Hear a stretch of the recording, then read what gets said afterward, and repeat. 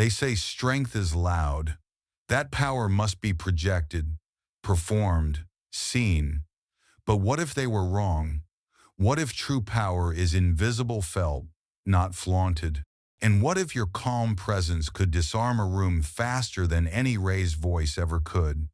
In a world addicted to noise where anger wins, likes, and emotional outbursts get rewarded, stillness feels almost radical. But there's something quietly magnetic about someone who doesn't flinch, doesn't rush, doesn't need to prove anything. Someone who listens more than they speak. Someone whose silence speaks volumes. That's the kind of mind you're about to build. A mind that doesn't collapse under pressure, it sharpens. One that doesn't chase control, it embodies it. And it all begins not with motivation, but with mastery. You don't have to shout to be heard. A grounded mind demands respect, not by force, but by presence. Just think about it. When everything around you is spinning the news, the opinions, the expectations, the person who stays calm, rational, and steady becomes unforgettable. In a chaotic world where most people react impulsively, lash out quickly, or crumble at the first sign of difficulty, the individual who stays collected stands out. Not because they hit first, but because they're almost impossible to shake. That's the kind of mental strength we'll uncover today through the lens of ancient Stoic philosophy. But don't worry, Stoicism isn't just for old men in togas sitting in libraries. It was lived, breathed, and tested in the trenches, on battlefields, in political collapse, by emperors like Marcus Aurelius, who governed during plagues and wars, and by ordinary people grieving mothers, betrayed friends, broken lovers who chose to respond with dignity, not despair. Stoicism teaches one enduring truth. You can't control the world, but you can always control yourself. That may sound simple, but it's everything. Because once you take full responsibility for your inner world, the outer world loses its grip on you. You stop being a leaf blown by the wind. You become the root, steady, anchored, quietly strong. By the time this video ends, you'll understand what it means to build a mind that doesn't just look strong, but is strong, and not in a loud, performative way. Strong in a way that's almost intimidating. Not because you flex, but because others can sense you won't break easily. So let's begin where transformation always begins, in the mind. Specifically, with a shift, one that changes everything. Do you want a mind so solid that others pause when you speak? Then stop trying to add more to it and start letting go. Let go of the idea that life is supposed to be easy. That belief, quiet as it is, sits at the root of much of our pain. We suffer not because of what happens to us, but because we believe it shouldn't be happening. We think, this isn't fair, this isn't right, this isn't how it's supposed to be. But life never promised ease. It promised nothing. It simply unfolds indifferent, unfiltered, raw. The Stoics knew this. They didn't expect life to cooperate. They expected challenge, resistance, change. That's why they weren't surprised when life turned hard. They were ready, and you can be too. The shift begins when you stop thinking, why isn't the world better? And start thinking, how can I be stronger for what's coming? It's subtle, but powerful, because it moves your focus away from what you can't control and onto what you can. That's the core of Stoicism. That's the first wall that must fall. Think about the people in your life you admire most, the ones who feel unshakable. Odds are they aren't the ones who always succeed. They're the ones who don't collapse when they fail. They don't react emotionally. They pause. They breathe. and then they choose their response. That's what separates reactive minds from resilient ones. A strong mind doesn't get built from Pinterest quotes or journaling under a cozy blanket. It's built when things fall apart, without witnesses, without applause. Viktor Frankl, a psychiatrist who survived the Holocaust, put it better than anyone. In the darkest conditions imaginable, he discovered that even when every freedom is taken from you, one remains. The freedom to choose your response. Think that's obvious? It's not. In fact, it may be the most important mental truth of the last century, because that one insight moves the power from the outside world back into your hands. Frankl didn't survive because he was lucky. He survived because he took control of what little he still had as perspective. He didn't resist the pain, he gave it meaning. But you can't do that if you see adversity as punishment. You have to change your lens. Most people treat hardship like a glitch in the system. A Stoic sees it as training a test designed specifically for their growth. Picture your mind like a blade. If it's never placed in the fire, never struck with the hammer, never ground against stone, it stays dull, unformed, useless. But if you're willing to endure the discomfort, you sharpen. No exceptions. And have you noticed something else? That the people who seem to overreact emotionally are often the ones who face the least real adversity. Meanwhile, those who've been through darkness tend to carry a strange peace, not because they don't feel. Here's the beauty.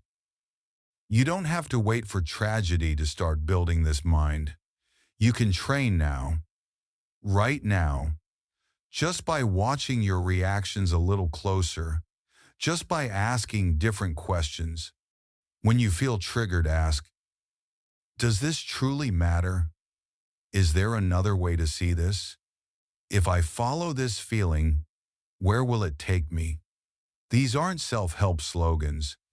They're mental weapons, tools that shift you from victim to observer. And now, the real test. The one most people avoid. Do the hard thing. Rewire how you think about failure. It's not wrong. It's required. You don't grow patience unless your patience is tested. You don't find your voice unless it's been silenced. You don't build strength unless you've stood alone. Every mental virtue is born from resistance. So stop avoiding the discomfort. Walk into it, not recklessly but willingly, because a strong mind isn't inherited, it's not gifted, it's built, brick by brick, choice by choice. And the people who carry true resilience, they don't announce it. They don't perform. They don't say, I'm fine. They are fine. They don't argue or compete. They've already won the toughest fight, the one inside. And that's why people feel unsettled around them. Not because they're intimidating, but because they reflect back what others haven't yet faced in themselves. You can begin this journey today with one shift. When something hard happens, instead of asking, why me? Ask, what is this here to teach me? That single question will anchor you. It brings you back to the present, to your breath, to your mind, to the only thing you actually control. And when you control how you see the problem, you change your experience of it, not because the world changed, but because you did. A truly strong mind doesn't need armor. It doesn't chase approval. It doesn't try to intimidate. But its steadiness, its stillness makes others pause. Because how do you beat someone who no longer needs to win? That kind of strength can't be borrowed. It can't be bought. It has to be built from within. And here's the thing no one tells you. Mindset is only half the journey. You can think all the right thoughts and still feel stuck. Why? Because there are habits quiet, sneaky, invisible that pull your mind back into weakness. Habits you think are harmless, but they're eroding your core every single day. And in the next chapter, that's exactly what we'll uncover. But before we move forward, just pause. Take a breath, feel where you are, and ask yourself, am I building a mind that bends or one that breaks? After learning how strength begins by mastering your perspective, not the world now, we take the next step. You see, once you've stripped away the old habits, the crutches, the endless need for validation, you don't feel hollow. Quite the opposite. You feel light. Light like a hot air balloon finally free of its sandbags. You start to rise. And here's the surprising part. It's not because you added anything new. It's because you let go. You don't need more. You need less. Less complaining. Less chasing comfort. Less making excuses. Less craving approval. That's when you meet a version of yourself you've never met before, someone calm, someone clear, someone quietly unshakable. So just pause here, just one breath. Close your eyes, even if for a moment, and ask yourself, am I nurturing my mind or quietly sabotaging it? Day after day, what's the one thing I keep doing again and again that deep down I know is holding me back? And what would change if I simply stopped? You don't need to flip your life upside down overnight. Just start with one thing, one habit. The one you already know is weakening you. No promises, no plans, no overthinking. Just stop. Every time you do, it's like a hammer chipping away at the wall around your willpower. And one day, you won't have to say, I'm working on becoming strong. You just will be. And when that day comes, you'll be ready for something more. Not just removing the bad, but laying the foundation for something good. That's where practice comes in. The daily work of inner strength, the solid ground you stand on when everything else crumbles. So let's talk about that, the simple, real actions that forge resilience. Number 3, daily practices for inner strength. Once you've cleared out the old stories, the limiting habits, and the lies you once leaned on for comfort, you're left standing on bare ground. It feels exposed at first, unfamiliar, but it's also the place where something true can finally begin. This isn't emptiness. It's space. Space to rebuild. Not a temporary fix. Not a feel-better patch, but a real, lasting structure for your mind. And every brick you lay matters. Not in theory, in action. Repeated, honest, real. Stoicism isn't just something you understand. It's something you live.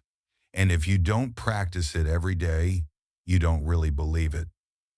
Strange, isn't it, how we think mental strength is some mysterious gift? That you're either born with it or you're not. But the Stoics knew better. They knew the truth.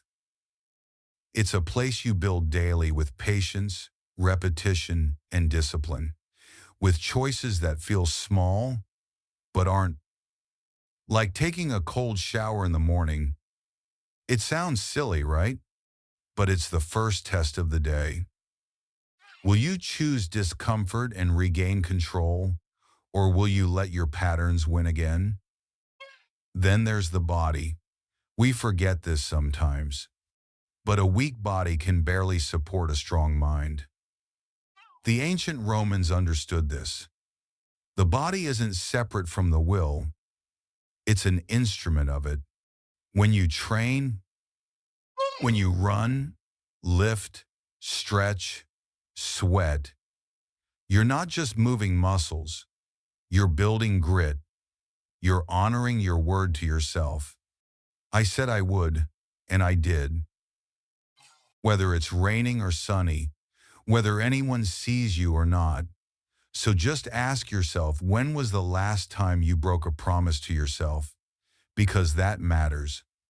And yet intensity isn't everything. Depth matters more. A true Stoic carves out time, even just a few minutes every single day, to pull away from the noise, to shut everything off, to listen not to others, but to themselves. Call it silence. Call it stillness. Call it meditation. The name doesn't matter. What matters is that no one, not one person, can control their emotions if they've never taken the time to observe them. When the world spins fast, when people push and pull you, only this kind of inner quiet can keep you grounded. Otherwise, you're just a leaf in the storm. And then there's the practice almost no one talks about, choosing to challenge yourself on purpose. Not to impress anyone, but to sharpen the edge of your will. Wake up when the alarm rings, no snoozing. Say no when your mind wants to say, maybe later. Send that difficult email. Speak up or step away when your instincts tell you to. Try that skill you've avoided because you feel slow or unsure or clumsy. These aren't dramatic acts, but every time you do one, you place another brick in the foundation of your mind. And every time you avoid it, you dig a little deeper into doubt. Epictetus said, "No man is free who is not master of himself." You don't need to explain that quote. You just need to live it. Because the freedom you're chasing, the one you think will come from success or recognition or some big turning point, it's already here. It's your ability to do what must be done, even when you don't feel like it. So, ask yourself, when was the last time you chose the hard thing, not because it was fun, not because it was impressive, but because it was right? When was the last time you told comfort, not today, so you could say yes to something stronger? A resilient mind doesn't need trophies. It doesn't need applause. It doesn't show off. It works quietly, patiently. It doesn't overreact. It doesn't get pushed around. That quiet power, if you truly want to carry that kind of presence, the kind that speaks before you even open your mouth, then start now. Not tomorrow, now. Take a cold shower, move your body, sit in stillness, do the thing you've been avoiding, and do it not because you're in the mood, but because you're becoming someone who no longer needs to wait for the mood. No applause, no rewards, just a quiet knowing, deep in your bones, I'm becoming solid, like stone. And if along the way you feel exhausted, discouraged, ready to give up, just pause, just breathe, pay attention. That feeling won't break you. It's only asking you a question. Are you ready for the stronger version of yourself? And when you start noticing your own reactions changing, when you stay calm in moments that used to shake you, when you hold your center while others lose theirs, you'll know you're not who you used to be. That's when you're ready. Ready for the next lesson, one that every true Stoic learns not just once, but again and again. The lesson isn't about escaping failure. It's about redefining it. Number 4, rethink failure like a Stoic. Failure. The word itself makes most people flinch. It's something we're taught to fear, to hide, to move past as fast as possible, as if it's a trap, a stain, a proof of weakness. But here's the truth a Stoic lives. By failure isn't a trap, it's a map. A map that's hard to hold, but anyone who's ever gone far has studied it. Failure shows you exactly where you're not ready yet, where your understanding is still shallow, where your strength still has cracks. Most people see failure as an ending. The Stoic sees it as feedback, a signpost, a firm, unflinching invitation to course correct. If you've ever lost a job, been rejected, been overlooked, been brokenhearted, and all you did was spiral, blame yourself, or hide, then you missed a rare gift. The gift to train your mind in its rawest, realest moment. Because a strong mind doesn't know everything, it just knows how to sit with failure and ask, what are you here to teach me? Om, Om. That's the question most people avoid. But the ones who grow, the ones who carry that quiet weight of real respect, they've asked that question 100 times, and they've waited for the answer. Catherine Schultz, a Pulitzer-winning journalist, once wrote an entire book about being wrong because she realized something uncomfortable. The best people, the ones who go the furthest, are often the ones who've been wrong the most. But they didn't get stuck there. They didn't let the shame close them off. They studied their failures like scientists study data. No shame, no ego, no defensiveness, just curiosity. If you fail, you learn.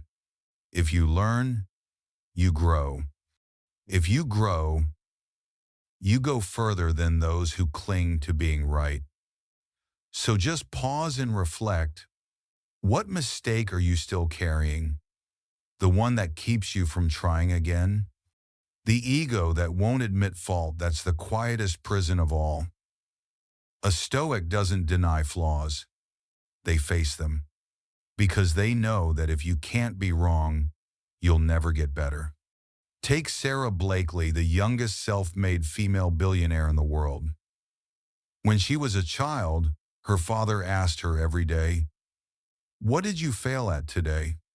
Not to mock her, but to train her, to make failure familiar, normal, even expected. So when her business idea got rejected again and again, she didn't fold. She didn't flinch. She smiled. Because she knew rejection means you're reaching. You might think you're nothing like her, but maybe you are. Maybe the only real difference is she trained her mind not to collapse every time the world said no. That's what Stoics do.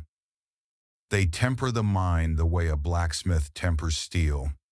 They know no blade gets sharpened in warm water, and failure is the fire, the forge, the hammer's rhythm, and every time you fall, you face a choice. Shrink back into what's safe, or let the heat reshape you. Failure doesn't destroy you, denial does. In the previous part, we explored how failure is not a dead end, but a doorway.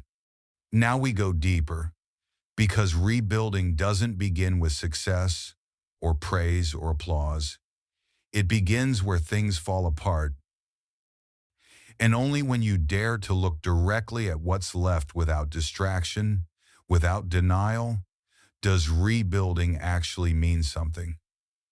But the truth is, no one ever teaches us how to fail well. We're taught how to win, how to compete, how to be better than the person next to us, but no one tells you how to stay standing when someone you love walks away. No one shows you how to look at a report card full of F's and not confuse that with your worth. No one teaches you how to fail and remain awake through it. That's why we collapse not from failure itself, but from the story we attach to it. A Stoic doesn't pretend they feel no pain. They feel it deeply, but they don't drown in it. They don't lose themselves inside the emotion. And if you want to build a mind that others quietly respect, the kind that makes people think twice before underestimating you, start where it hurts most. Start with the failure you still haven't faced. You know which one I mean. Write it down. Look at it. Don't flinch. Don't judge. Just learn. And the next time failure knocks, don't pretend you're not home. Open the door. Because that's what Stoicism really is. Not a shield, but an invitation to meet your life honestly. If you're still here, if you've followed this journey this far, then you're not just consuming a video. You're standing in the fire with me. We're not here to comfort you. We're here to remind you there's a version of you that hasn't been awakened yet. And yes, failure holds the key. Now don't leave yet, because the next lesson doesn't repeat the same ideas. It's the next strike in the forge. And the more you take in, the more you'll become the kind of person the world quietly watches, not because you talk loud, but because you don't fall apart when others do. Number 5, master your emotions under fire. Think back for a second. When was the last time someone really got under your skin? Maybe it was a careless comment, or a sarcastic jab, or just a glance that made you feel invisible in a room full of people. Did your chest tighten? Did your breath shorten? Did your mind instantly prepare a response to fire back? That reaction, it's human, but just because it's natural doesn't mean it's useful. Emotions are like steam building in a pressure cooker. If you rip the lid off too fast, everything bursts. People get hurt. But if you learn how to manage the heat, if you tend the flame, something beautiful can be made. The problem isn't the pressure, it's how you handle it. Stoicism never asks you to suppress your emotions. It simply asks a better question. Is this reaction worth your peace of mind? Is it worth replaying that insult in your head for 3 days? Worth slamming a door, or snapping at someone in a meeting, or stewing in silence over something someone else won't even remember? Emotions aren't enemies. They're signals. But you get to decide whether to listen or be led. Let's make it real. Picture a job interview. The candidate walks in, strong resume, decent experience, but there's tension in their voice. The interviewer raises an eyebrow.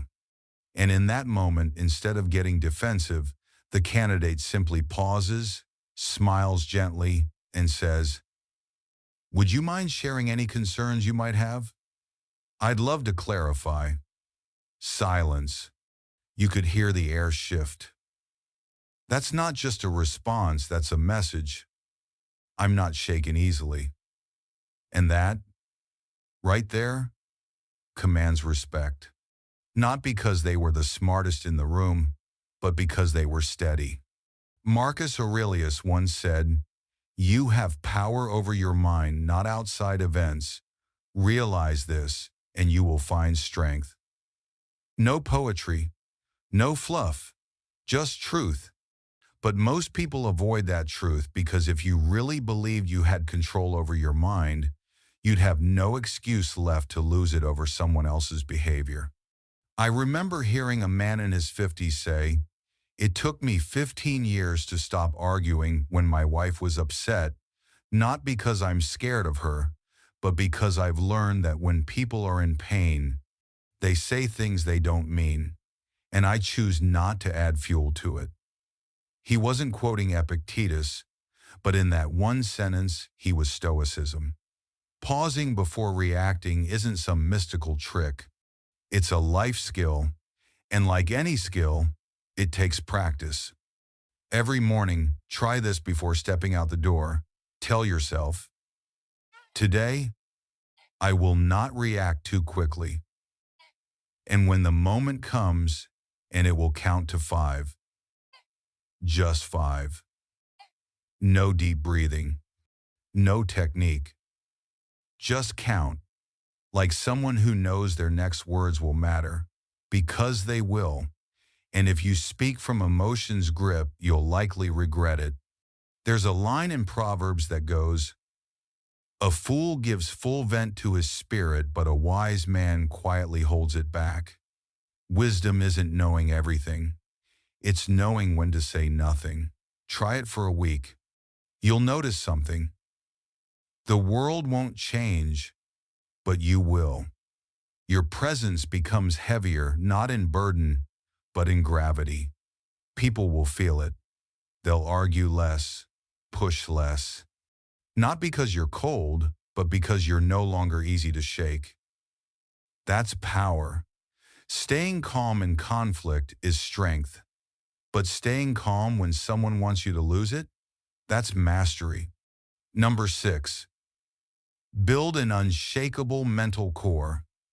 In Stoicism, no one is born unshakable. It's not a personality. It's not a gift. It's a discipline, a habit, built slowly, quietly, often in silence. So subtly, no one even notices until it's already there. And when it's finally there, it doesn't scream for attention, it just sits and commands it. But let's stop being abstract. What does that actually look like? It looks like being stuck in traffic, with a deadline looming, your phone lighting up nonstop, and then you get a message from your boss blaming you for something that wasn't your fault. And yet, you don't snap. You don't throw your phone. You don't yell at someone nearby. You breathe. You pause. And you think, I've been through worse. I can handle this. That's Stoicism. Not a quote on your wall, a choice in a single moment. And that choice? It changes everything. Picture your mind like a house. When the storm comes, most people rush outside to see what's happening. The Stoic shuts the door, checks the windows, secures everything from within, because they know storms don't destroy strong foundations. The world will always be chaotic. That's not the problem. The problem is whether you have a place inside yourself that stays steady. And that steadiness, it's trainable. You can start with just one moment a day, a single situation where you usually overreact. Someone cuts in line, a text goes unanswered. You spill coffee on something important. Pause. Ask yourself, is this emotion helping anything? If not, why carry it? That simple pause done again and again becomes a brick in your mental foundation. And when you do it long enough, something changes. You won't have to announce your strength. It will speak for itself. People may not understand you. They may even push against your calm, but they won't be able to rattle you, and that's what makes them hesitate. Sometimes, though, we need more than logic, we need stories. So let me share one. Not to entertain you, but to help you see that rebuilding is possible. Even if you have to crawl. This is the story of a man named Mark, from a small suburb near Cincinnati. He used to be a delivery driver, 12-hour days sending money home to a sick mother, while paying off student loans for a degree he never got to finish. One icy night, his truck slid at an intersection. It crashed. The delivery was canceled. His job gone. A week later, his girlfriend left. She left a note. "I can't live in this uncertainty." He sat alone in a cold apartment with a flickering heater, one thin blanket, and $72 in his account. He didn't post on social media. He didn't text anyone. He just opened his notes app and typed, "No one's coming, so I have to come for myself." 3 months later, he got day work at an old mechanic's shop. A year later, he was fixing the same kind of truck that once ended his job. Mark didn't rebuild his life overnight, but 7 years after that winter crash, he published a book. On the very first page, he wrote, "Enduring didn't make me strong, rebuilding did. That line isn't just about him, it's about you too. Because maybe you're still enduring, waiting, hoping for life to change. But true growth begins when you stop waiting and start rebuilding. Here's a tool that might seem simple, but over time, it rewires your entire mental core. Each night before bed, take a moment. Write down one time today where you lost control, even a small one. Then write 3 ways you could have responded differently if your inner foundation had been stronger. No guilt, no shame, just observation. Do this for 30 days and you'll see something, not that you're suddenly powerful, but that you're less shakeable, more still, more aware. That's the real shift. Because the people who command respect in silence aren't the ones who speak the loudest or argue the best. They're the ones who remain steady when others fall apart. When everyone acts from impulse, they act from intention. When others spiral, they stay grounded, and their presence alone reflects back something unsettling. Other people's chaos. Not everyone is ready for that reflection, and that's okay. If you've made it this far, you already understand something most never do. Mental strength won't shorten your journey, but it will keep you standing when the path gets steep. Still, strength alone isn't enough. To go all the way, you need something even more important: discipline. That's lesson number 7, why discipline will always beat motivation. Picture this. It's 5:30 a.m. Your alarm goes off in a cold, quiet room. You blink, groggy. Your body feels like lead. Your mind starts bargaining. Just 10 more minutes and I'll get up. 10 becomes 20. And eventually you drag yourself out of bed at 7.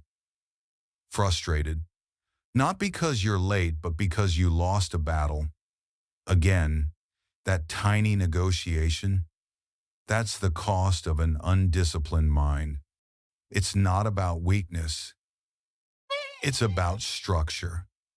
See, most people believe one powerful reason or one perfectly timed quote will transform their life. But that's a beautiful illusion, and a dangerous one. Because motivation is a visitor. It shows up unexpectedly, lingers just long enough to tease you, then disappears without warning. If you build your habits around that, you're building on sand. You'll work when you feel like it, and quit when you're tired, upset, lazy, or distracted. You don't see it, but everyone feels it when it's there. It shows up when you go for a run in the rain, when you skip the greasy food because you're chasing something deeper, when you say nothing and just do what needs to be done. People might say, "You're so consistent," but you know the truth: you're not pushing through because you feel inspired. You're doing it because there's no other option anymore.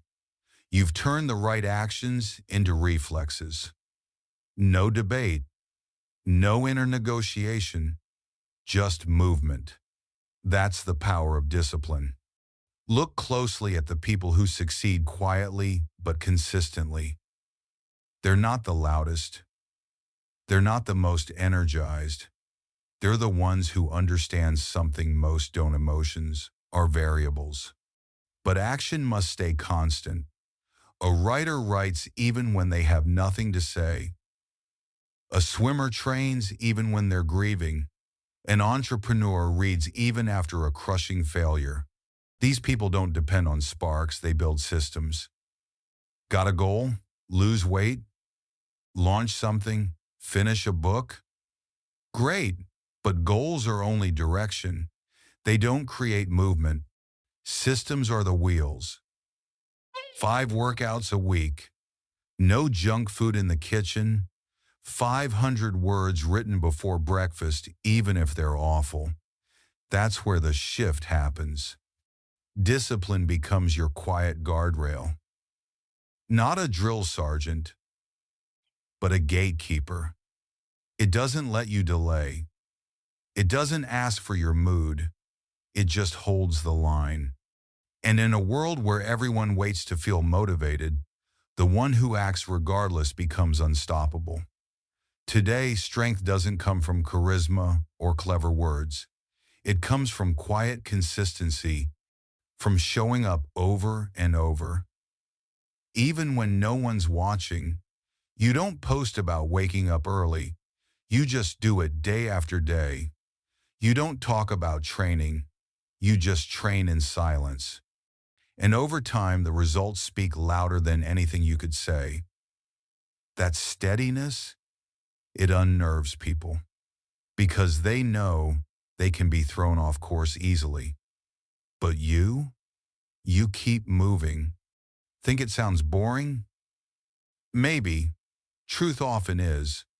But ask yourself, is it more exciting to live in constant chaos, ruled by feelings, making bad decisions over and over again? Is it more inspiring to wait for the right mood and never write that first chapter, or to show up regardless and let that chapter change your life? So, look at your last 24 hours. Did you act like someone in control? Or like someone ruled by passing moods? Did you make the hard choice or the easy one again? If you already know that systems are the answer, what are you waiting for? Begin with one action, then another, then another. No applause, no glamour, just momentum. Quiet, steady momentum. And if you keep going, not only will you build a stronger mind, you'll build a life most people simply can't replicate. Because discipline, it can't be borrowed. It's forged in the small, invisible moments no one sees, but that shape everything. And if you live this way long enough, something rare happens. You become a stabilizing force in an unstable world. A quiet pillar of presence. And that, my friend, is power. Not the kind that shouts, but the kind that stands. Because when you always know exactly what needs to be done, no matter what your emotions scream, you become nearly impossible to bring down. We've just walked through 7 principles, 7 tools to help you build a mind that doesn't just appear strong, but actually is. Steady, solid, quietly respected, not because you pretend to be okay, but because you live with consistency, calm, and control, even when life becomes chaos. That's the real spirit of Stoicism. It doesn't promise comfort. It doesn't say, feel better. It says, do what's right, especially when you don't feel like it. And the moment you follow through when your body says no, your mind says no, but you still show up, that's where strength is born. Slowly, quietly, unshakably. You may not even notice it happening, but one day, someone will turn to you and ask, how do you stay so calm, so steady? And you'll smile not because you found a shortcut, but because you practiced, you showed up again and again. And in doing so, you became someone others can't ignore. If anything in this video stirred something in you, leave a comment. Tell me what you're working through, what you're building, what you're quietly becoming. And if this path speaks to you, hit subscribe, because the journey doesn't end here. This is only the beginning. You don't have to be loud to be strong. A grounded mind doesn't demand attention. It earns respect through presence alone. In a noisy world where people are quick to react, quick to rage, quick to collapse, the one who stays calm, the one who thinks before speaking, who acts from discipline instead of mood, becomes the most formidable person in the room.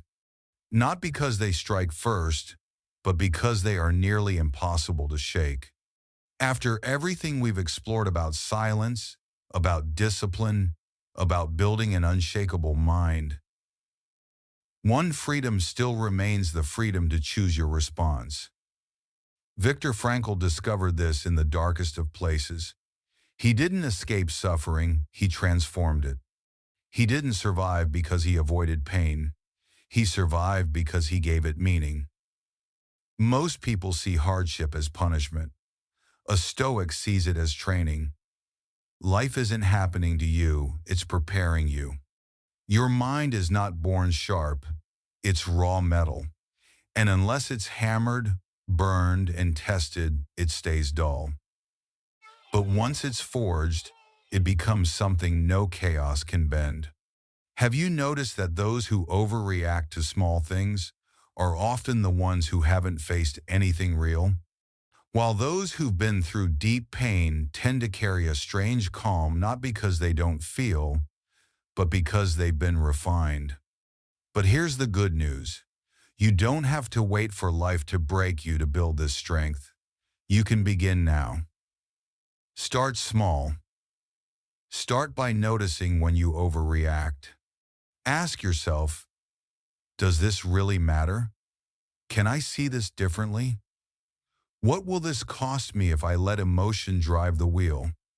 These are not soft questions, they're mental armor. And if you really want to grow, then stop thinking failure is something to avoid. It isn't.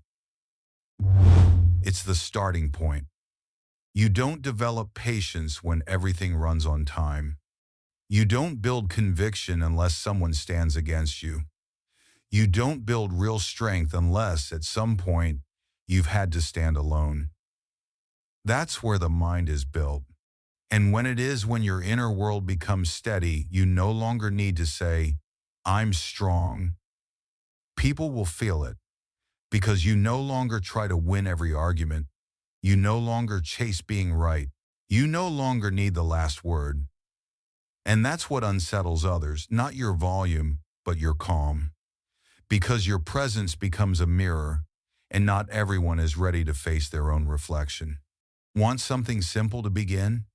Tonight, before bed, write down one moment from your day where you lost control, where emotion got the best of you. Then write 3 better ways you could have responded if your core had been stronger. Do that every night, and you'll start to see the transformation doesn't come from trying harder. It comes from becoming harder to shake. But even that isn't the end. Because if you truly want to grow, mindset alone is not enough. You must also break the habits that quietly weaken you. Habits that feel innocent but slowly erode your core, like complaining, procrastinating, seeking constant comfort. You can't build a warrior's mind if you spend your mornings scrolling, snoozing, or chasing distractions. Strength isn't just how you lift a heavy weight, it's how you carry yourself every ordinary day. And if you've made it this far with me, there's something you should know. The road ahead won't get easier, but you will become stronger. And to walk the whole path, you need something even greater than strength. You need discipline. Motivation may come and go, but discipline stays. Discipline is doing what must be done, especially when you don't feel like it. That's the final piece. You don't need a grand plan, just one action, then another. No applause, no spotlight, just repetition. Quiet, relentless, steady. And one day, you'll look back and realize you're no longer the same person who started this journey. Your mind won't just be stronger, it will be unshakable. And others will feel it, not because you tell them, but because they can't ignore it. If this message stirred something in you, then don't just leave. Stay. Subscribe to the Stoic Room. Like this video if it helped you see things differently. And if you're ready for the next chapter, explore our playlist. Stoic Wisdom. Mastering Emotions and Inner Strength. This journey, your journey is just beginning. You don't need to raise your voice to prove anything. You just need to keep walking, calmly, steadily, inwardly strong. In a world addicted to noise, stillness is power. Stay calm, stay grounded, stay unshakable.